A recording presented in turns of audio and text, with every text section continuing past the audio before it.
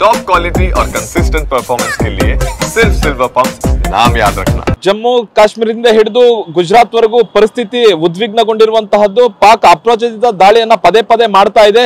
ನಿನ್ನೆ ರಾತ್ರಿಯೂ ಕೂಡ ನಿರಂತರವಾಗಿ ಡ್ರೋನ್ ಹಾಗೂ ಕ್ಷಿಪಣಿಗಳನ್ನ ಭಾರತದ ಕಡೆಗೆ ಹಾರಿಸುವ ಮೂಲಕ ಮತ್ತೆ ಉದ್ದಟತನ ತೋರಿರುವಂತಹದ್ದು, ಮತ್ತೆ ಭಾರತ ಕೂಡ ಅಷ್ಟೇ ಸಮರ್ಥವಾಗಿ ಡ್ರೋನ್ ಹಾಗೂ ಕ್ಷಿಪಣಿಗಳನ್ನ ಹೊಡೆದು ಉಳಿಸಿರುವಂತಹದ್ದು.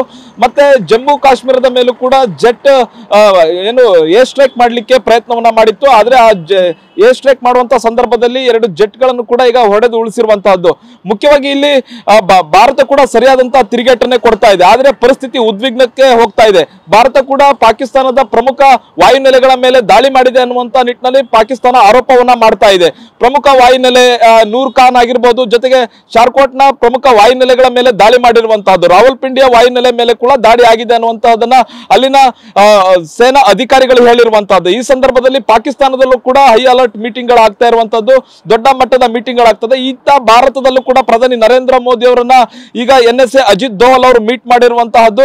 ಮುಖ್ಯವಾಗಿ ಗಡಿಯಲ್ಲಿ ಪರಿಸ್ಥಿತಿ ಹೇಗಿದೆ, ಪಾಕಿಸ್ತಾನ ರಾತ್ರಿ ಯಾವ ರೀತಿಯಾದಂತಹ ಅಟ್ಯಾಕ್ ಅನ್ನ ಮಾಡಿದೆ, ಹೇಗೆಲ್ಲ ಅಟ್ಯಾಕ್ ಅನ್ನ ಮಾಡಿದೆ, ಡ್ರೋನ್ ಅಟ್ಯಾಕ್ ಆಗಿರ್ಬೋದು, ಕ್ಷಿಪಣಿಗಳ ಅಟ್ಯಾಕ್ ಆಗಿರ್ಬೋದು, ಮತ್ತೆ ಗಡಿಯಾದ್ಯಂತ LOC ಆದ್ಯಂತ ಶೆಲ್ಲಿಂಗ್ ಆಗ್ತಾ ಇದೆ. ಮತ್ತೆ ಆರ್ಟಿಲರಿ ವೆಪನ್ ಗಳನ್ನ ಯೂಸ್ ಮಾಡಿಕೊಂಡು ಪಾಕಿಸ್ತಾನ ನಿರಂತರವಾಗಿ ಭಾರತದ ಕಡೆ ದಾಳಿಯನ್ನ ಮಾಡ್ತಾ ಇದೆ.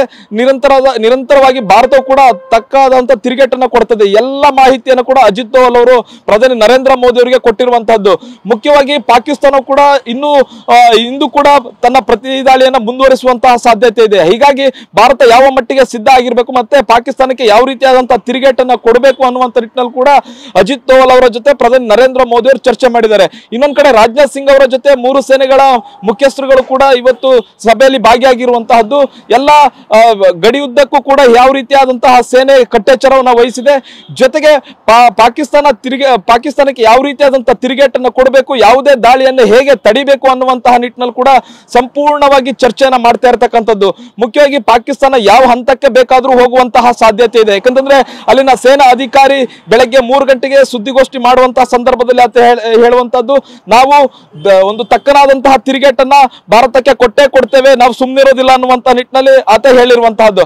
ಹೀಗಾಗಿ ಪಾಕಿಸ್ತಾನದಿಂದ ದೊಡ್ಡ ದಾಳಿಯ ನಿರೀಕ್ಷೆ ಕೂಡ ಇರೋದ್ರಿಂದ, ಸಂಭವನೀಯ ದಾಳಿ ಇರೋದ್ರಿಂದ ಭಾರತ ಕೂಡ ಅದಕ್ಕೆ ಸಜ್ಜಾಗಬೇಕಾಗಿದೆ. ತಕ್ಕ ತಿರುಗೇಟನ್ನು ಕೂಡ ಭಾರತ ಕೊಡಬೇಕಾಗಿದೆ. ಹಾಗಾಗಿ ಈ ತರದ ಸರಣಿ ಮೀಟಿಂಗ್ ಗಳು ಕೂಡ ನಡೀತಾ ಇರುವಂತಹದ್ದು.